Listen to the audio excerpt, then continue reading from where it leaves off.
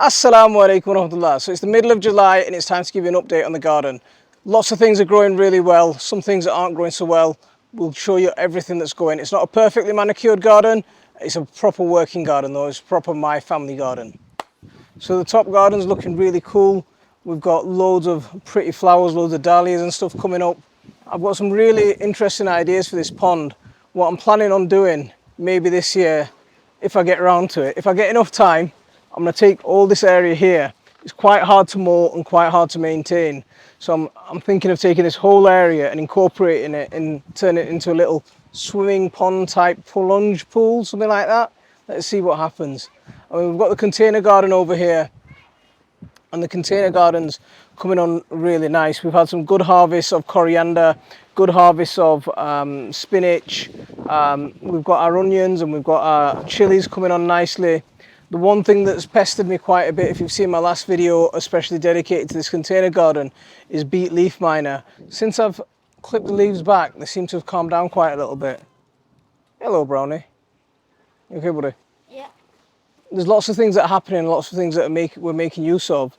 I finally got this cleared of all the wood and all the stuff that I was chopping and all the logs that I was piling up, so we've got a nice useful space. Hopefully we'll get that clean today and we can get all our little plant pots and everything shifted over here. I eventually want to build a nice greenhouse slash workshop thing over here. That's one thing that's in the pipeline. It's there. Let's see when I get around to doing it. This garden is now really into its life, and you can see this massive leaves. We've got pumpkins and squash all over the place. Let's take a walk inside. We've got loads of pumpkins coming on now, mashallah. Look down there. So a couple set there. There's some crown prince over there somewhere, some okuchi curry over there. So there's some nice things happening here. This tomato needs sorting out. Oh, it's sending out loads of suckers here. Needs a bit of a tidy. Khadija, can you get me some scissors, please, Baba? I've got spring onions back there. I've got spinach. I've got a chili plant. I've even got some carrots growing. So it's coming on and it's giving me a nice bit of life in that wheelbarrow planter. Maybe this is the last year for that wheelbarrow planter. It's pretty much rotten to the core. So maybe we'll get rid of it this year, just if I get enough time to do it. My tomatoes in containers at the back here. I'm going to prune this tomato back, get rid of these suckers and everything low down the stem. That can all go. You know, when it comes to tomatoes, I like a nice clean stem. I don't like anything that's going to have a risk of touching soil. So I want a nice clean plant. So anything low down that's going to potentially get soil splash, all has to go. But I've never seen a cluster of leaves like that before, as dense. Hopefully that might be a mega blossom. Let's see what happens there.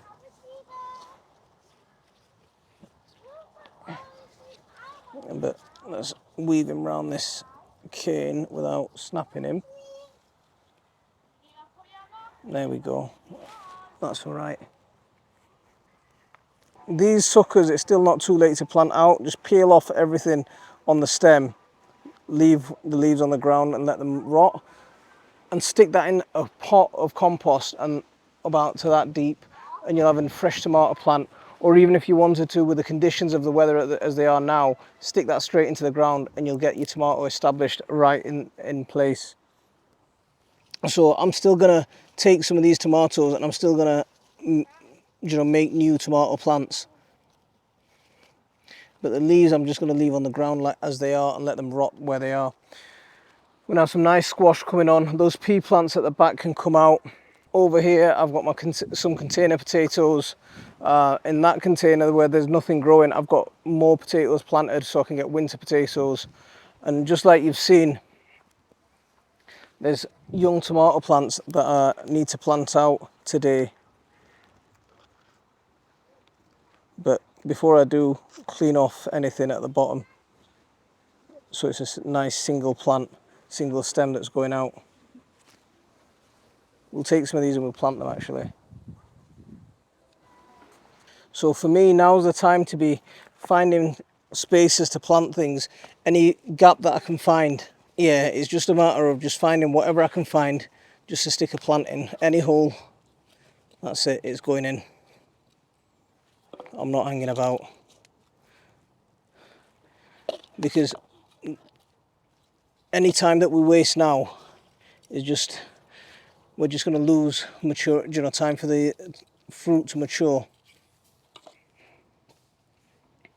So full on now, yeah, absolutely. And I'll mulch that with a bit of wood chip, and that'll be beautiful. I had a really nice loop in here until the mealyworms destroyed them. So let's get a tomato in its place. That'll look pretty. Yeah, more dandelions for the chickens to eat. So when you plant out tomatoes like this, lovely nice straight plant, but anything that's anywhere near getting soil contact, get rid of it, because that's what brings disease. Lots of airflow around the plant really makes a difference to its health. This little garden I'm a bit disappointed with. So I've got my fig leaf gourd growing on quite well. I was hoping that this garden would have come on a lot better by now.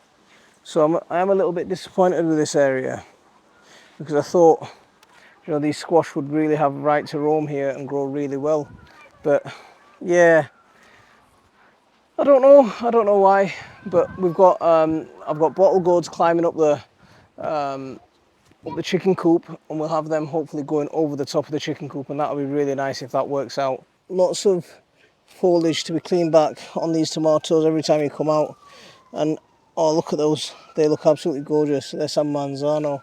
I was looking for some different varieties, so that's a sucker that I'm going to take, and I'm going to actually plant that. For some reason I've got loads and loads of cherries, but most of my other varieties have disappeared. So yeah, I want to protect that and get that planted, get another one of those plants going. Oh, these chilies. So we've got basket of fire, this really dwarfing plant here, basket of fire. And we've got this Danu. Dirty water. Go wash it. Okay, I'll wash them for you in a second. And we've got Danu Morris over here, and that's a really nice plant. Sweet millions need deadheading, and we'll have lots of pretty colour over there. Oh, look at those green chilies just growing. A really pretty plant here. Beautiful. I'm growing a lot of chilies outside, and these chili plants that are outside, these are my reject pile. I don't know if that's the right way of putting it, but they're not the plants that met the conditions to get the best treatment that I can give a plant, because my super hots go into my greenhouse, and they're the plants that I want to produce and I want to turn into something really special and try and get the best harvest from. These ones are the ones like the bonus plants. Yeah. See, everywhere I look, there's loads more tomatoes that need planting. We'll get a line of tomatoes down here, and I'll fix this wall probably this weekend. It's something that I put in place thinking that I'm going to eventually, you know, cement it in place. Once I cement this, you know, put a new concrete path down. But there's just so much to do. There's just so much to do always. Even when there's things to do, just take it in your stride, you know? If you can't get everything done, you can't get everything done. Don't beat yourself up about it. I know a lot of people who are out there in the media trying to show that they're getting everything done and everything's looking pristine. But you look at my garden, it's functional, it's practical. We're getting a bit of food from, we're getting a bit of fun from, getting a good family time. That's what matters. It doesn't have to look pristine. So I finished this arch.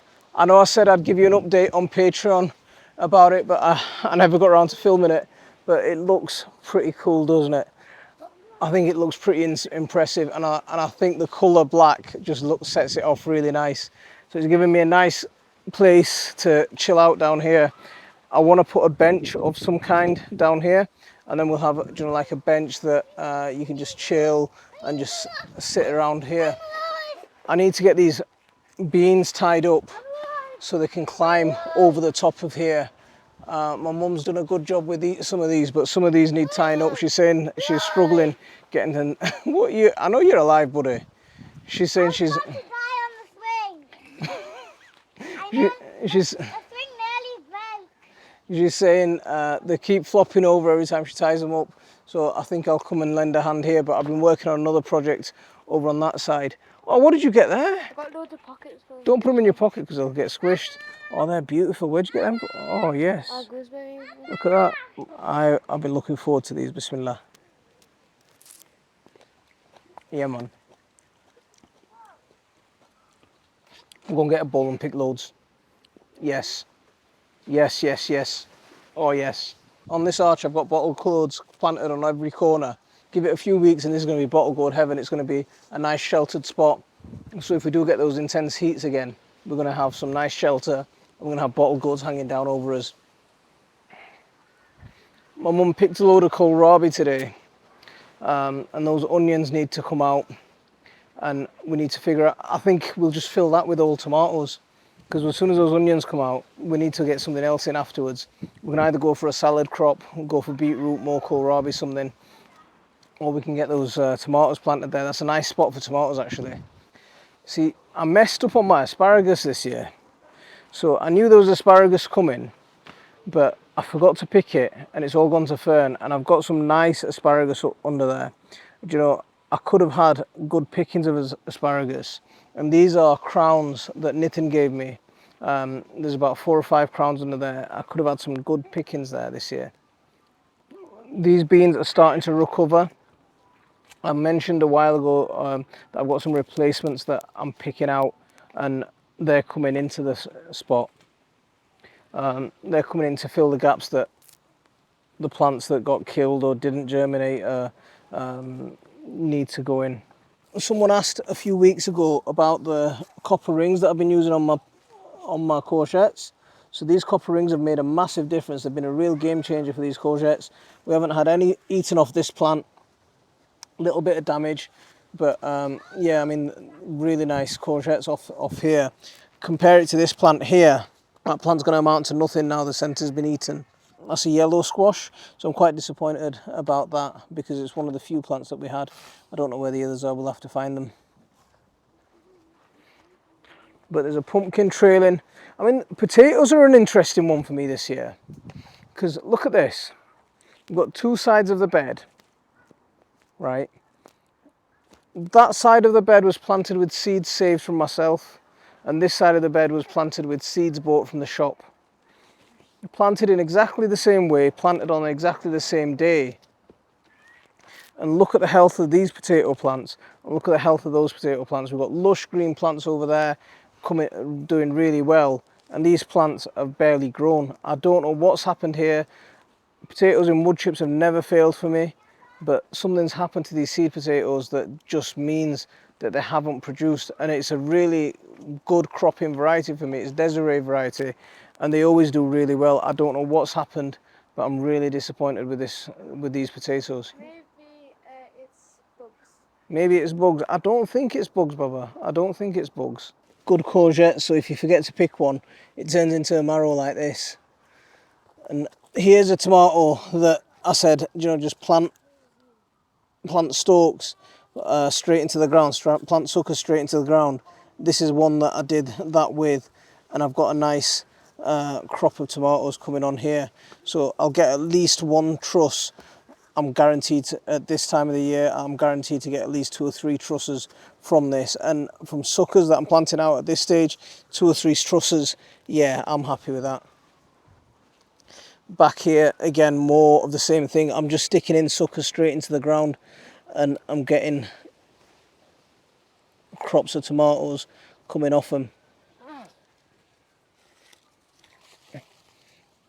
Obviously, if you're a commercial grower, you're wanting tomatoes to all ripen at the same time, so you don't want to be doing this. But for us in gardens, this is perfect, really beautiful. See, I've got my sweet corn back here coming on really nice. I'm going to give them a bit of fertiliser because I want them to boost up. I'm going to chuck a bit of chicken manure down here. What I might do is take a handful of chicken manure, stick it in a bucket of water, soak it down, and just spread the slurry around the base of the plants.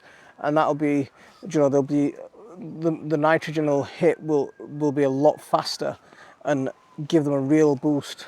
So this is a project that I've been working on over the last couple of days. So last week I built these two ports or beds for my logs, and today I've realised it's not enough. Brownie's doing the inspection on the top, making sure that all my work's up to scratch. Hopefully I'll have that finished today and we'll be able to get that stacked with logs as well today. My runner beans over here are coming on. Finally, they've started to take off and they've come on really nice. A little bit thinner than I would have liked. And I need to get some string so I can just get these runner beans tied up to the final positions and get them climbing up here. They're a little bit late, but they're better late than never. Look at this, it's an interesting spot. I've got cherry trees, and then underneath my cherry trees I've just got loads and loads of raspberries. I used to have grass paths here, and I've got rid of the grass paths. I'm just mulching them all out, but I've got loads of strawberries coming everywhere. Back there I've got currant bushes. My hedge trimmer broke, so I've not been able to finish off pruning the hedges. I'm halfway through pruning the hedges and my hedge trimmer broke, so I'm in a bit of a pickle there. Plum tree, again, it's a real disappointment. We've got this absolutely huge plum tree, but the production on it is really sad. It's just, you know, we get aphids really bad, and this is what happens to where the blossom is and where the flowers are. So anywhere there's blossom and there's flowers, it all seems to shrivel up like that, and you know, it all seems to just die. So that's where the blossom was. We get aphids quite bad on this tree, and yeah, I'm quite disappointed with it. What I'm going to do is I'm going to prune out those central leaders this at some point this year. Before it gets too cold, I'm going to take out those central leaders and give it a nice tidy, and just see if I can keep it as a smaller tree. But I don't want to do that at the same time because the kids are enjoying climbing it. Even though it's not productive in terms of fruit, I'm getting good benefit from having a structure here that the kids can climb and enjoy and see from, you know, get involved with nature.